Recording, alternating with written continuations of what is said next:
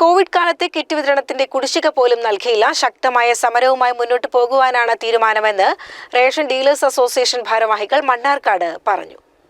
മാന്യമായ വേതനമില്ല, സർക്കാർ ആനുകൂല്യങ്ങളോ ഇൻഷുറൻസ് പരിരക്ഷയോ ഇല്ല. കോവിഡ് കാലത്തെ കിറ്റ് വിതരണത്തിന്റെ കുടിശ്ശിക നൽകിയില്ല. റേഷൻ വ്യാപാര മേഖല പ്രതിസന്ധിയിലൂടെയാണ് കടന്നു പോകുന്നതെന്ന് all Kerala retail ration dealers association ഭാരവാഹികൾ പറഞ്ഞു. 45 ക്വിന്റൽ അരി വിപണനം ചെയ്താലാണ് 18,000 രൂപ റേഷൻ വ്യാപാരികൾക്ക് ലഭിക്കുന്നത്. 8,500 രൂപയാണ് ഗവൺമെന്റ് ഓണറേറിയം. എന്നാൽ കടവാടക, സെയിൽസ്മാൻ ശമ്പളം എന്നിവയെല്ലാം കഴിഞ്ഞാൽ റേഷൻ വ്യാപാരികൾക്ക് ഒന്നും ലഭിക്കാത്ത സ്ഥിതിയാണ് നിലവിലുള്ളതെന്ന് അസോസിയേഷൻ ഭാരവാഹികൾ പറഞ്ഞു. കോവിഡ് കാലത്ത് എല്ലാ മേഖലകളും അടഞ്ഞുകിടന്നപ്പോഴാണ് റേഷൻ കടകളിലൂടെ കിറ്റ് വിതരണം ചെയ്തത്. എന്നാൽ റേഷൻ വ്യാപാരികൾക്ക് മാത്രം പണം നൽകിയില്ല.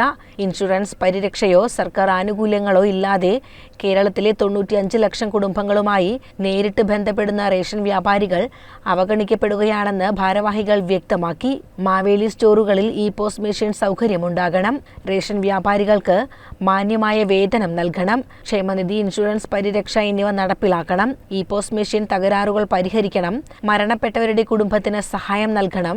കിറ്റ് കുടിശ്ശിക നൽകുന്നതിന് അടിയന്തര നടപടികൾ ഉണ്ടാകണം. ഭാരത് അരി റേഷൻ കടകളിലൂടെ മാത്രം വിതരണം ചെയ്യണം തുടങ്ങിയ ആവശ്യങ്ങളാണ് റേഷൻ വ്യാപാരികൾ ഉന്നയിക്കുന്നത്. ഇതിൽ ഏതെങ്കിലും വിഭാഗങ്ങൾക്ക് പൈസ കൊടുക്കാതിരുന്നെങ്കിൽ എല്ലാവർക്കും ഇറക്കുന്നതിന് വിറ്റൊരു സൂചിക്കും ഒന്നും ഞാൻ പറയുന്നില്ല. എല്ലാവർക്കും പൈസ കൊടുക്കും. റേഷൻ വ്യാപാരികൾക്ക് മാത്രം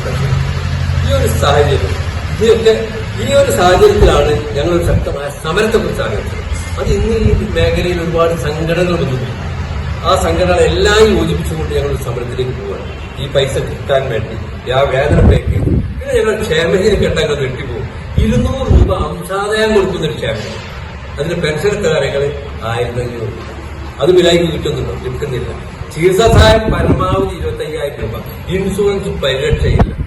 ഒരു ഇൻഷുറൻസ് പരിരക്ഷയില്ലാത്തൊരു വിഭാഗം കേരളത്തിലെ 95 കുടുംബങ്ങൾക്കാണ് ഞങ്ങൾ റേഷൻ കൊടുക്കുന്നത്. ഇക്കാര്യങ്ങൾ ആവശ്യപ്പെട്ടുകൊണ്ട് ശക്തമായ സമരവുമായി മുന്നോട്ട് പോകുവാനാണ് തീരുമാനമെന്ന് അസോസിയേഷൻ ഭാരവാഹികൾ പറഞ്ഞു. All Kerala retail ration dealers association സംസ്ഥാന secretary T Muhammad Ali, A Rahim, E Sreejan, K M Abdul Sathar, Krishnan, P Hamza തുടങ്ങിയവർ വാർത്താ സമ്മേളനത്തിൽ പങ്കെടുത്തു. CCN മണ്ണാർക്കാട്.